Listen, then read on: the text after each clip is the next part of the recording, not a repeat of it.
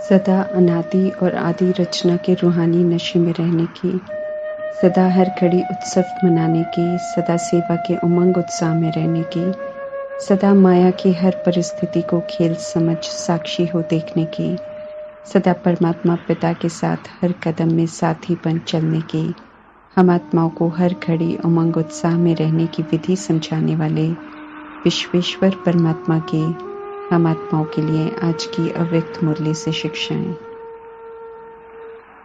एक परमात्मा और सारे विश्व की आत्माएं एक परिवार हैं, क्योंकि सभी अविनाशी आत्माएं जो शरीरों द्वारा पाठ बजा रही हैं, वे सभी एक ही परम धाम से आई हैं और एक ही परमात्मा की संतान हैं।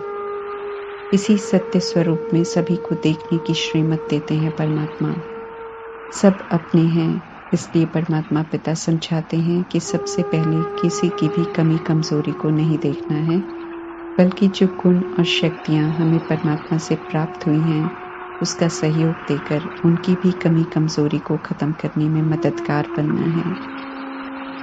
दाता परमात्मा के हम बच्चे हैं, इसलिए मास्टर दाता बनना है। सभी को वर्षे का अधिकारी बनाने की, बाप समान बनाने की रूहानी शुभ भावना रखनी है।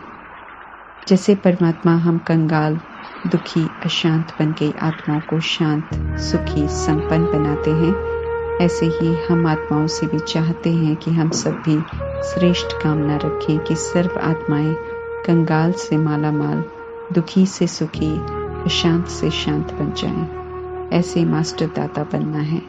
शुभ भावनाएं, शुभकामनाएं, समर्थ संकल्प हमारे, उन्हें पूरा परमात्मा कर देते हैं। हर श्वास में, मन में, बोल में, कर्म में जब ऐसी शुभ भावना, शुभकामना, कल्याणकारी भावना, आत्मिक रूहानी स्नेह होता है, तो हम निरंतर सेवाधारी हैं। जिन्हें परमात्मा संगम युग में रचते हैं, वे श्रेष्ठ आत्मा बन जाते हैं, इसलिए श्रेष्ठ रचना कहलाते हैं और ईश्वरीय कार्य में सहयोगी बनते हैं। स्नेही और समीप बच्चे बन जाते हैं, जिनसे फिर परमात्मा मिलन मनाने आते हैं। परमात्मा विश्वेश्वर हैं, सर्वात्माओं के पिता हैं, लेकिन जो ब्राह्मण बनते हैं, शुरू की रचना है, वे बहुत स्नेही हैं। ब्राह्मण बनना अर्थात मरजीवा बनना, पुराने से मरना और नया जन्म लेना। जैसे परमात्मा विश्व कल्याण के कार्य के लिए संगम युग में अवतरित होते हैं, ऐसे ही हम आत्माएं भी इस मरजीवा जन्म में अवतरित हो परमात्मा के कार्य में सहयोगी बनते हैं। लौकिक स्मृति से हटकर अब अलौकिक स्मृति में कि हम परमधाम निवासी ऊंची स्थिति में रहकर अलौकिक कर्तव्य करने के निमित्त हैं। पावन बनने की विधि है बुद्धि से विकारीपन को भूलना और छोड़ना और नया ईश्वरीय जन्म लेकर नए ईश्वरीय नियमों पर चलना।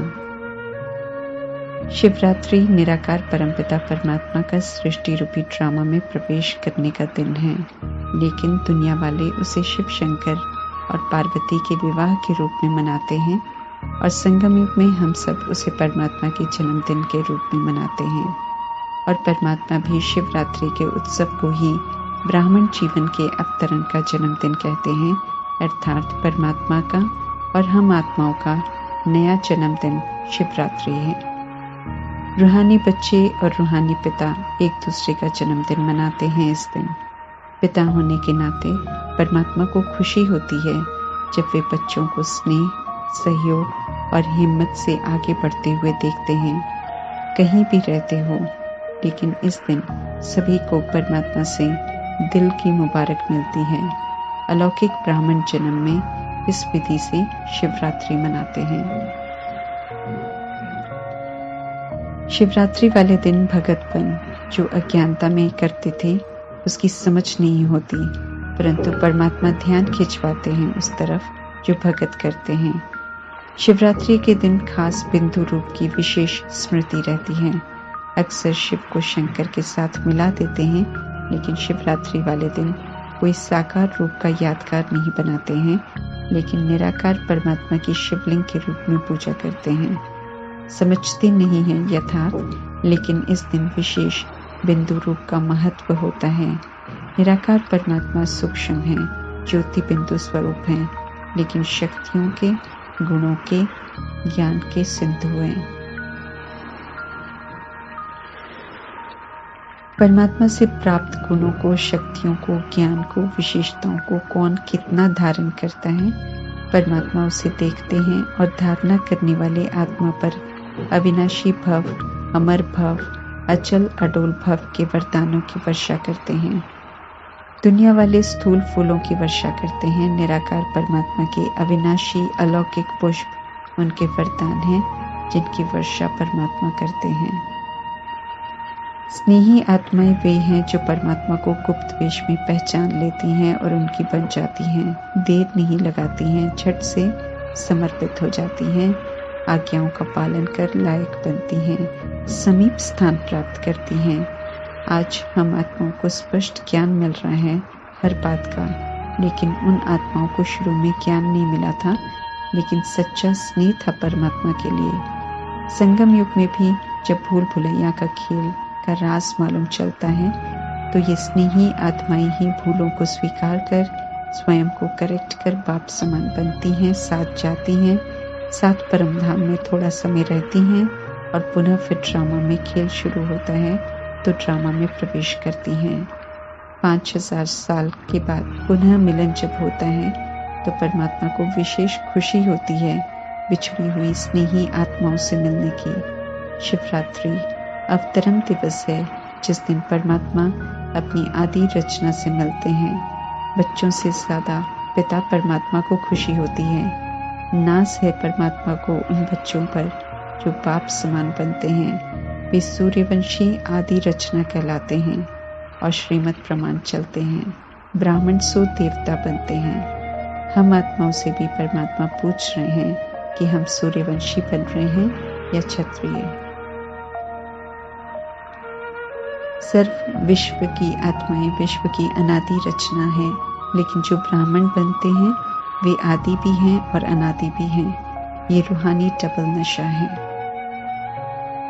ब्राह्मण जीवन में हर घड़ी नवीनता लाने के लिए है, इसलिए उसे उत्सव की तरह उमंग उत्साह में रहना है और बिताना है। हर कर्म में आत्मा को उत्साह दिलाना है। उमंग उत्साह में रहेंगे तो विघ्न कुछ नहीं कर सकते हैं। बातें जीवन में आकर कुछ नहीं कर सकती हैं। सेवा भी उमंग उत्साह में करते हैं तो खुशी की शक्ति बढ़ जाती है, थकावट नहीं होती है, चाहे कितनी भी बड़ी सेवा क्यों न करें। ब्राह्मण जीवन में माया और विघ्नों को खेल की तरह देखना है, घबराना नहीं है। परमात्मा कहते हैं जब माया आती है तो उससे मैच करो, निशाना लगाओ, विजय प्राप्त करो। परमात्मा समझाते हैं कि माया के खेल को समझो। वो काम, क्रोध, लोभ, मोह की गेंद मारेगी। ये उसका अपना खेल है। खेल को खेल समझकर खेलो तो उमंग उत्साह बना रहेगा। लेकिन अगर माया की परिस्थितियों को दुश्मन की तरह देखेंगे तो घबरा जाएंगे। इसलिए उनका कहना है कि माया के खेल खुशी से देखो, मनोरंजन समझकर देखो तो माया का कोई भी प्रभाव नहीं पड़ेगा, उमंग उत्साह बना रहेगा। माया किसी भी रूप में आए वो विकारी रूप ही होता है। बंदर का खेल समझ, मोह से आकर्षित नहीं होना है, माया के चक्कर में नहीं आना है। परमात्मा ये विशेष ध्यान खिंचवाते हैं। स्मृति में रखना है कि कैसी भी परिस्थिति आई है तो चली भी जाएगी। माया आई है तो चली जाएगी। इसलिए माया के प्रभाव में आकर परमात्मा कहते हैं कि अपनी श्रेष्ठ स्थिति को नहीं जाने दो तो माया चली जाएगी। विश्वास दिला रहे हैं परमात्मा कि माया अगर कोई सीन लेकर आएगी तो वो सदा वैसी सीन रहेगी नहीं, बल्कि बदलनी जरूर है। तो सीन को बदलने देना है, लेकिन अपनी स्थिति को श्रेष्ठ बनाकर रखना है। माया नीचे गिराने आती है, हमें गिरना नहीं है, ये याद रखना है। माया वश हो हमें कोई उल्टा कर्म नहीं करना है, साक्षी होकर उस दृश्य को देख पार करना है। जब ऐसे पास करेंगे माया के पेपर तो आगे के लिए स्व की स्थिति को मजबूत बनाने की शिक्षा लेकर आगे बढ़ते रहेंगे।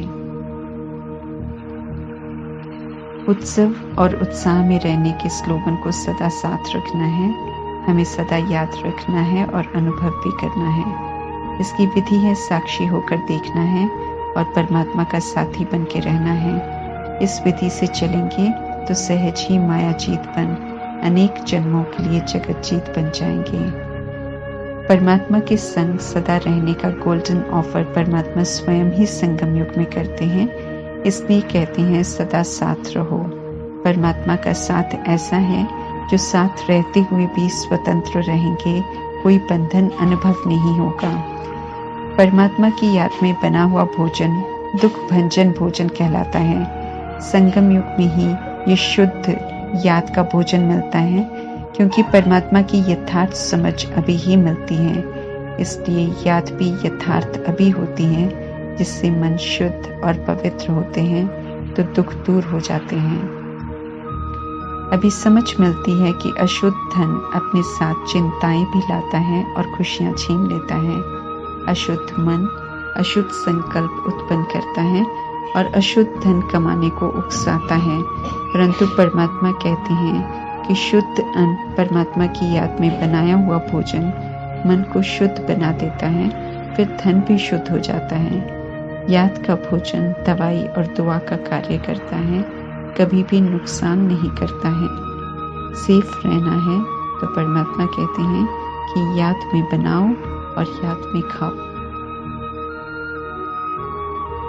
परमात्मा की श्रीमत प्रमाण चलते हैं, दिल की हर बात उनसे करते हैं, उनसे वरदान प्राप्त करते हैं तो परमात्मा को राजी करते हैं, और जब परमात्मा राजी हो जाते हैं तो उनकी मदद से सहज ही मायाजीत बन जाते हैं। परमात्मा ये स्पष्ट कर रहे हैं कि उनसे बार बार एक ही बात का जिक्र नहीं करना है। अगर हम उन्हें कोई समाचार देते हैं, कोई कमजोरी का संकल्प रखते हैं उनके सामने, तो एक बार रखना माना उनको दे देना, फिर वो कमजोरी हमारी नहीं रही और हमें उसे फिर से यूज नहीं करना है। उनको देना माना मुक्त हो गए। इतना अटूट विश्वास हो तो सदा के लिए कमजोरियों से मुक्त हो जाएंगे। ओम शांति।